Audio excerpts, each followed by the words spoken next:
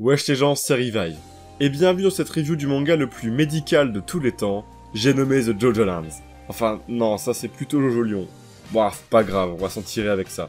Je m'arrête dans mon tryhard de SMT5 Vengeance pour bosser à fond cette petite review afin de la sortir avant Shadow of the Earth Tree, parce que ouais, n'essayez même pas d'obtenir des signes de vie de ma part à partir du 21 juin 2024. J'écris aussi ces lignes à peine une heure après le Nintendo Direct absolument mémorable, pour parler d'un chapitre qui l'est tout autant. Bref, je suis en pleine overdose de pics, et c'est dur à contrôler. Le chapitre se nomme le Back's Groove de cette fille, première partie, induisant donc le début d'un nouvel arc, d'un nouveau combat de stand. Back's Groove a beaucoup de chance d'être le nom de ce fameux stand attaquant nos ennemis depuis l'intérieur, étant une musique de Miles Davis. Bien content d'avoir des petites rêves jazzy dans Jojo, c'est rare, et en tant qu'amateur relatif, ça me fait plaisir. La cover est sympatoche, rien de transcendant mais je l'aime plutôt bien. Jodio a le mérite d'avoir une pose inédite. Mention spéciale pour la phrase d'accroche « La poursuite sans fin commence », qui rappellera des traumatismes de Wonder of You.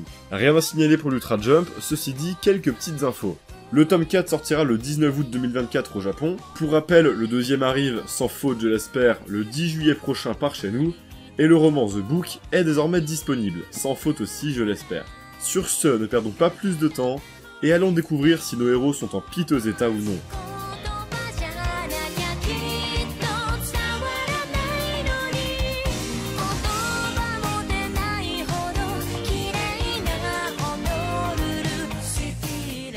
Bon, ce chapitre était dense, ultra dense. Sans aucun doute parmi les 3 chapitres les plus riches en informations et complets de la partie. Il y a énormément d'infos, certes, mais tout est si bien amené, si exaltant, que ça en fait un chapitre absolument fabuleux. Un chapitre fabuleux, très agréable à lire et se tenant très bien à lui tout seul, certes, mais parfois très peu clair sur certaines scènes, 2 en particulier, ce qui laisse une impression malheureusement un peu désagréable. Je pense qu'il en a perdu pas mal d'entre vous, mais je suis là pour vous éclaircir du mieux que je peux. Vous le savez, qui dit chapitre très dense en infos, dit review chronologique et non par thème. D'une, c'est plus simple pour moi, et hors de question que ça ne le soit pas, Elden Ring arrive dans 2 jours à l'heure où j'écris, et d'une autre, les plot twists et avancées sont beaucoup trop bien placés, comme à chaque fois j'ai envie de dire, mais plutôt que de vous expliquer en quoi elles le sont, comme je le fais d'habitude, je me contenterai de narrer ça comme le chapitre le fait, comme ça, vous vivez le truc à fond avec moi. Si tout est ok, allons-y. Le chapitre s'ouvre avec un discours dont j'ai du mal à imaginer qui en est l'auteur, sans doute Jodio, mais je trouve sa manière de parler très énergétique, un peu étrange. Un monologue qui viendra confirmer que les Dead avaient des pièges en eux qui ont été déclenchés au toucher, et que donc en gros, il s'agit bien d'un stand automatique qui servait de système de défense placé par Howler. Si le manieur du stand, un membre de l'organisation antagoniste donc, repère que les Dead ont été touchés, ou alors consultés ou ouverts, on sait pas encore trop comment ça se déclenche, son stand s'activera donc pour mettre hors d'état de nuire les personnes en question, et ainsi garder la main mise sur le terrain. Je me permets une petite théorie bonus pour le kiff. Je pense que le système de défense a été instauré récemment, afin de dézinguer la meuf du registre, pour rappel fille d'un politicien qui cherche à poursuivre Howler, et d'une pierre deux coups, calmer ceux qui eux aussi cherchent des trucs sur Howler. Dans le sens où sinon ça tuerait tous les employés du registre depuis des années, et donc des innocents. Peut-être que Howler n'ont vraiment aucun scrupule, mais ça paraîtrait un peu beaucoup suspect. Bref. On retrouve donc nos héros dans la merde, tous en très mauvais état, avec d'ailleurs de superbes idées visuelles, et un body horror impressionnant qui continue. Mention spéciale au dessin interne d'Usagi avec l'étoile qui brille, comme si l'anatomie inspirait à Araki un émerveillement et une certaine beauté. Je le comprends, et on le ressent. Enfin, tous dans la merde, sauf évidemment Jodio et Paco, qui eux, ne sont entrés en contact ni avec les Dead, ni avec le stand. Et sur qui va donc reposer le poids de sauver le groupe. Jodio prend donc les devants en imaginant que de par son statut de stand automatique, il doit agir d'une certaine manière, suivant une sorte de rituel. C'est un passage un peu complexe à comprendre, mais de ce que j'en ai saisi, le stand s'attaque au corps humain en suivant un trajet précis. D'abord en s'attaquant aux poumons, ce qui résulte en cette fameuse bave de rage, désolé les étudiants en médecine pour les termes absolument pas médicaux, qu'ont subi Usagi et Dragona, puis, si c'est contré, avec une paille pour respirer par exemple, il se dirige dans le cerveau pour ainsi causer des saignements à l'œil, comme ce que vit Usagi à l'instant même. Charming Man n'est logiquement pas affecté de la même manière, son infection ayant démarré d'une façon différente suite au contact avec son œil. J'aime énormément l'idée que les répercussions physiques soient totalement accurate avec où se trouve le stand dans le corps et ce qu'il y fait comme bordel. Bref, voyant que Dragona en est à ce stade de bave, et se rappelant que le stand était dans le poumon droit d'Usagi lorsque Charming Man l'a trouvé dans son corps, alors qu'il bavait lui aussi, Jodio se doute que le stand se trouve une fois de plus aux alentours du poumon droit. Il va alors crier à Dragona de le chercher avec Smooth Operators et de lui envoyer un signal une fois ce dernier trouvé. Une scène assez forte. Jodio panique en effet énormément en voyant son frère dans cet état ne pas lui répondre. Les expressions faciales et ses cris m'ont mis plutôt mal et viennent magnifiquement renforcer la relation entre les deux frères et notre affect envers ces personnages de manière très subtile. Alors qu'on s'inquiète autant que Jodio, Dragona bouge légèrement ses doigts. C'est le signal. Jodio envoie ainsi une simple goutte, d'une précision chirurgicale, au travers d'un enchaînement de planches sublimes, au découpage, à la perspective, et aux idées visuelles incroyables, qui va ainsi venir transpercer et désintégrer le stand, alors retenu captif par les Smooth Operators. Wow! Purée, quelle utilisation de stand, quelle intensité, quelle caractérisation de personnages concentrés en si peu de pages. Dragona est donc sauf, mais c'est toujours la mère de Purusagi qui panique toujours. C'est un peu triste, mais surtout très drôle. On retrouve un Jodio stylé qui prend les devants comme je l'adore, ça faisait longtemps. Son plan, c'est donc de vite trouver un hosto avec un IRM pour savoir où se trouve exactement le stand. En effet, la suite du rituel d'infection, du trajet du stand au sein du corps, est cette fois-ci inconnue, on sait pas ce qu'il va faire. Et si un stand n'apparaîtra logiquement pas sur un IRM, les lésions qu'il fait, elles, si. Et en fonction des lésions, il sera facile de trouver où est le stand. Ok, c'est hyper intelligent, certes, j'aime bien, certes, mais vas-y, le plan il pue un peu en vrai. Je sais pas si t'es inconscient ou juste complètement taré, Jodio. Déjà, il va falloir faire très vite pour trouver un IRM et arriver jusqu'à ce dernier. Je miserai pas sur la survie d'Usagi sur autant de temps, perso. Et puis ensuite, on rappelle que nos héros ne sont pas en mode gentils justiciers qui n'ont rien à se reprocher. Pour moi, ça ne peut que mal tourner. Pour l'instant, ça se passe bien. On retrouve le classico caméra double avec The Mate Kudasai, pour ne pas que leur entrée ni leur arrivée en voiture ne soient repérées. Avec Pako qui précise bien qu'Usagi peut le faire, car il n'a plus besoin d'utiliser son stand pour respirer avec la paille. Petit détail, mais très pertinent et important pour la cohérence. Enfin, le classico des caméras mènera enfin à quelque chose, puisque pour la toute première fois, on verra quelqu'un regarder les résultats de ces faux enregistrements. En l'occurrence, un homme du nom de Bobby Jean. Et là, je vais devoir bien tout expliquer tranquillement, puisqu'on entre dans un de ces deux passages véritablement complexes que j'ai eu du mal à comprendre. Et je pense que je ne suis pas le seul, alors vous pouvez compter sur moi après plusieurs heures de brisage de crâne. Déjà, la transition est vraiment bâtarde, et aide pas du tout à la compréhension.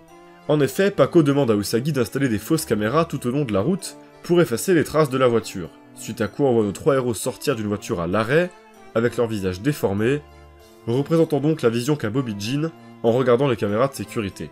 On se dit que c'est une habile transition pour dire qu'ils sont arrivés à l'hôpital, et qu'ils descendent après avoir placé une fausse caméra devant l'entrée, et que cette case montre leur entrée sous le prisme de cette fausse caméra. Sauf que non en fait.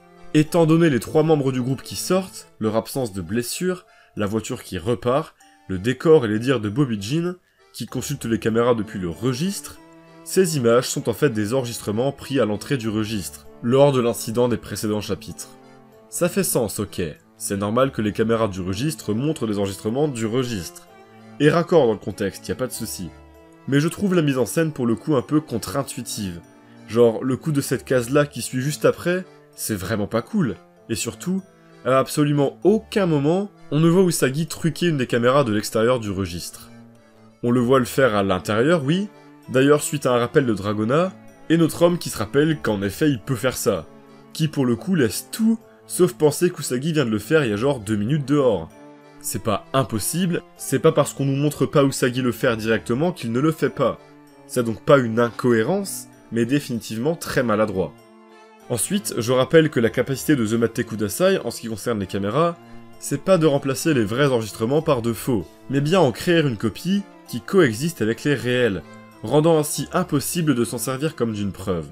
Or, là les gars n'accèdent qu'à la version déformée, aucune trace de la version réelle. Une fois de plus, ce n'est pas une incohérence.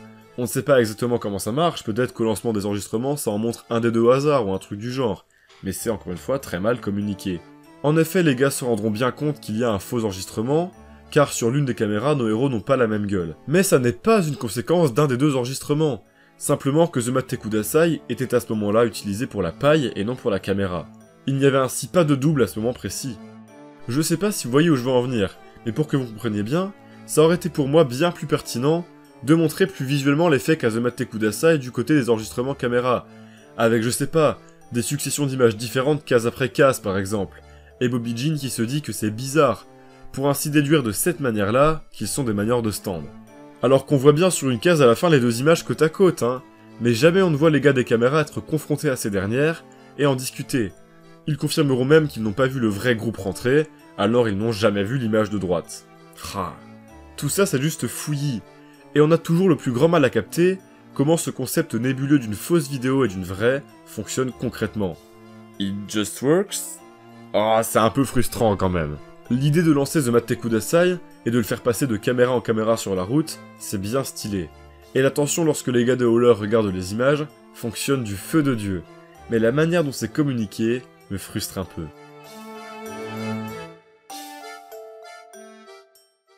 Bref, toujours est-il que j'ai un peu empiété sur la suite de la review, puisqu'en effet, un homme du nom de Bobby Jean, chanson de Bruce Springsteen au passage pour le Refdex, regarde les caméras de l'incident du registre. Un gars au look d'antagoniste mineur, inspecteur de police, qui répond évasivement aux questions de l'officier qui évoque Howler et leur fraude.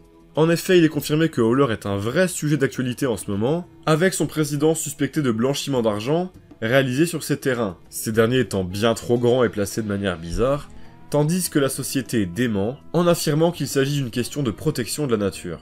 On retrouve totalement là ce dont je parlais à la fin de la précédente review.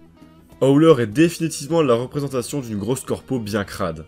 L'influence des médias est évoquée, les mensonges des grosses sociétés sont évoqués, Araki a de quoi traiter des thématiques vraiment intéressantes.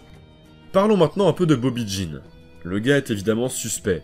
Il dit qu'il n'est pas en mission, qu'il est juste passé ici, car c'est rare que des gens veulent consulter les guides originaux, même si c'est des étudiants comme Charming Man l'a annoncé.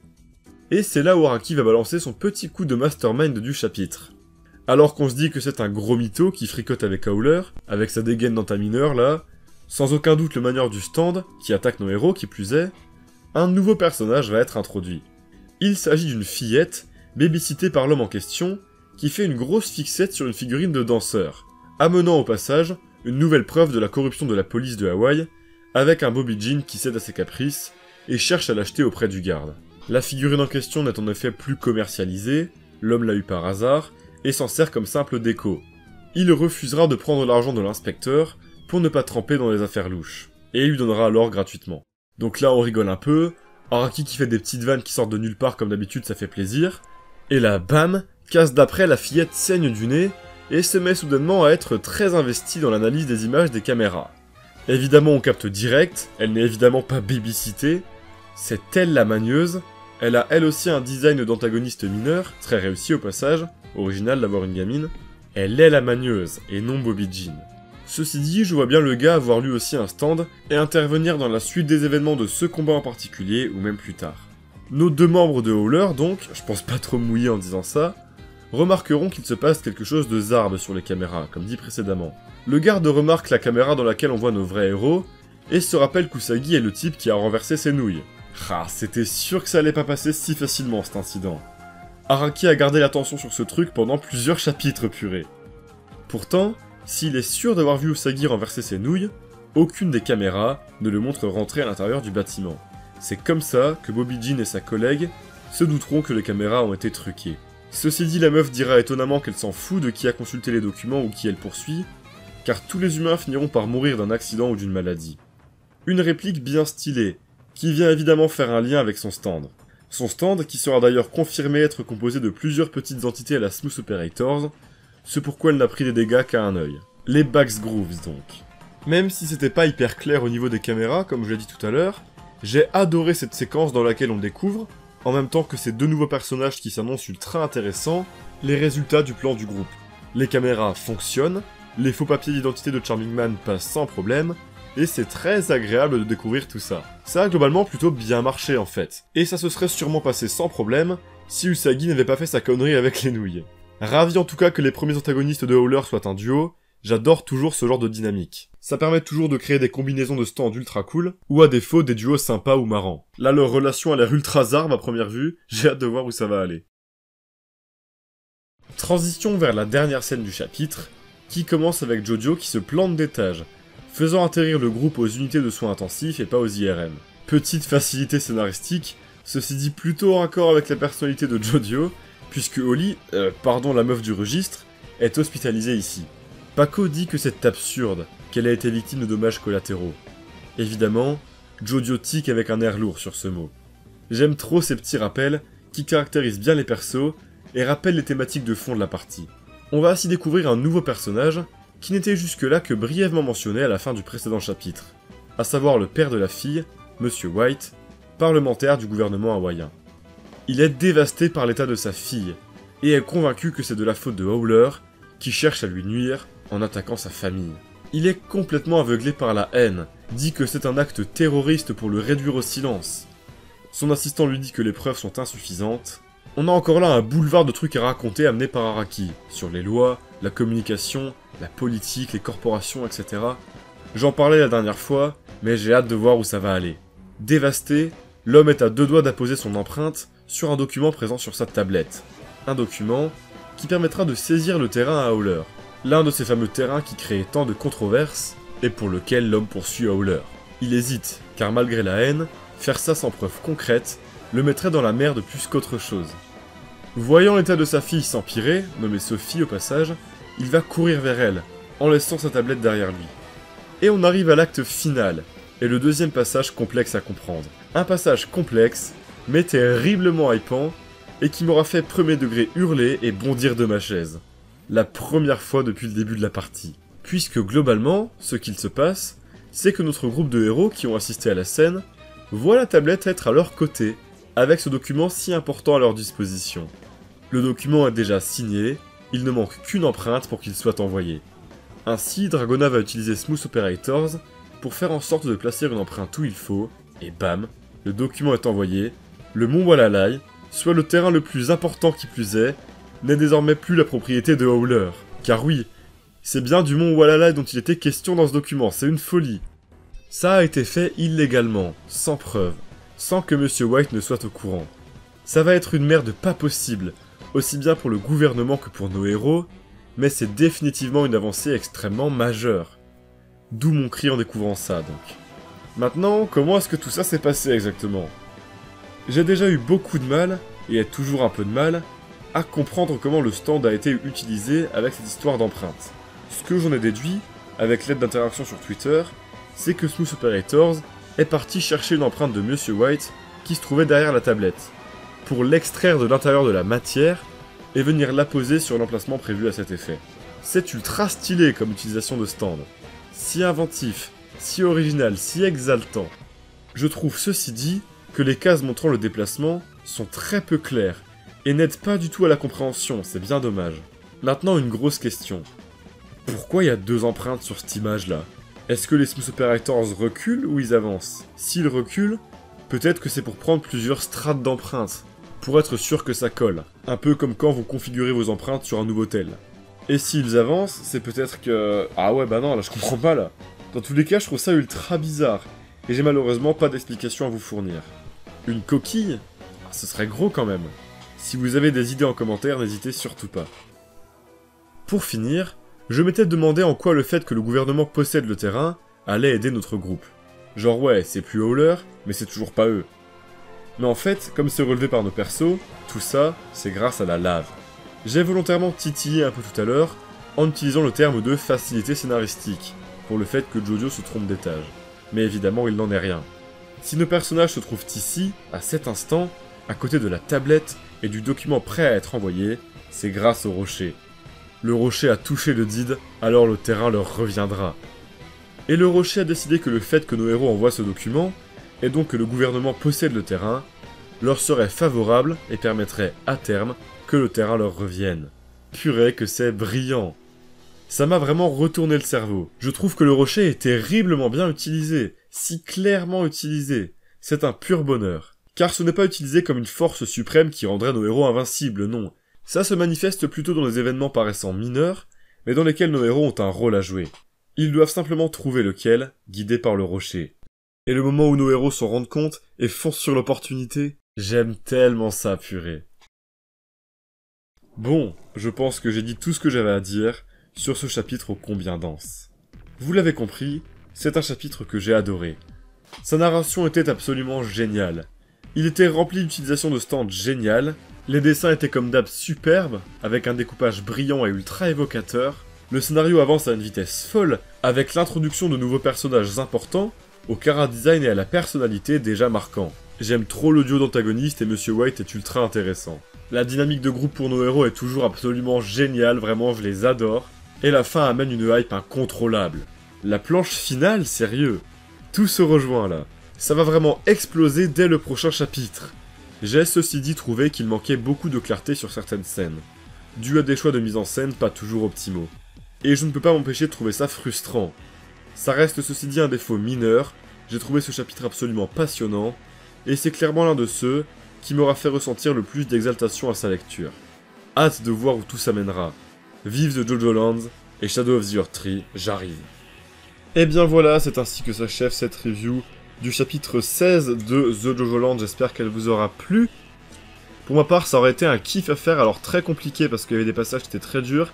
J'ai pas mal cogité, pas mal changé d'avis sur le chapitre, et j'espère qu'au final, le rendu de cette review vous plaira. J'espère que j'ai pas été le seul à avoir été dépassé par certaines scènes, je sais que pour celle de fin avec les deux empreintes, je suis pas le seul. Mais pour les caméras, peut-être que je suis con, j'en sais rien. En tout cas, dites-moi ce que vous en avez pensé en commentaire. N'hésitez pas à me balancer vos théories en commentaire, c'est hyper important, surtout pour ce genre de chapitre. On est surtout là pour démêler tout ça, en fait, c'est le plus intéressant, c'est ce que je préfère faire dans les reviews. N'hésitez pas à me dire ce que vous avez pensé de la vidéo en elle-même en commentaire, évidemment. Ça me fait toujours plaisir, à la partager si vous l'avez kiffé, à la liker si vous l'avez kiffé, comme d'habitude. Un grand merci aux donateurs qui me régalent chaque mois, comme d'habitude.